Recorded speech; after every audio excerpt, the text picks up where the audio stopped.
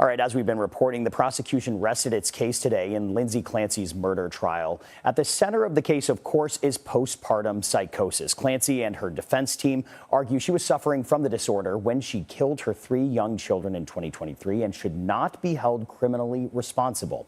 3 experts for the prosecution who evaluated Clancy testified they do not believe she had postpartum psychosis and was aware of her actions. And experts at the Cleveland Clinic say postpartum psychosis is very serious and very rare. It affects around 1 in 1,000 mothers after they give birth. And Heather Berlin is here with me in Studio 57. She's a neuroscientist and clinical psychologist. Heather is also an associate clinical professor at Mount Sinai's Icahn School of Medicine. So Heather, good to be with you. I just want us to first break down the difference between postpartum depression and postpartum psychosis. And is there any way to test for postpartum psychosis? Yeah, so postpartum depression is much more common. It occurs in about 1 in 7 mothers, and it's a mood disorder. You're feeling sad, you're feeling anxious, maybe fatigued, some guilt.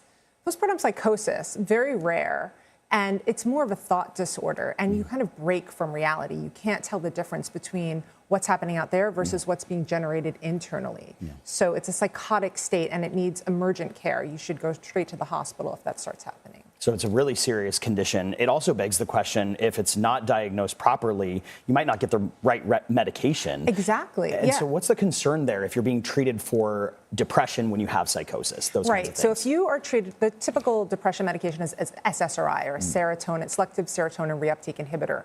And if you give that to somebody who is in a psychotic state, who might have bipolar or it can make it worse. It can make the psychosis worse. If they have bipolar disorder, they can flip into a manic state, and it can also increase their suicidal thoughts. So it's really dangerous. You need to get the diagnosis right and the right treatment, or it can make things worse. And what do you think people should learn from this case about women who experience postpartum disorders? Well, I think there shouldn't be stigma around it. I think women shouldn't be afraid if they're having these intrusive thoughts, even if thoughts about harming their kids, that they should let people know. I think the biggest problem is in the mental health care right now.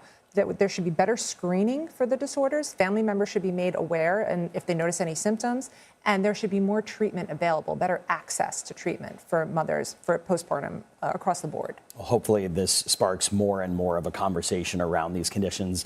You know, before this whole trial, I didn't even know that postpartum psychosis was something that women could get. There's another important issue here just around this case, is that just because somebody has psychosis doesn't mean that they're not held responsible for their actions. And that's a different question. Did she know right from wrong, and was she able to control her behavior, regardless of whether she had psychosis or not? Well, and those are questions that are central to this case. Heather Berlin, we appreciate your time and expertise. Thank you for coming on and breaking that down for us.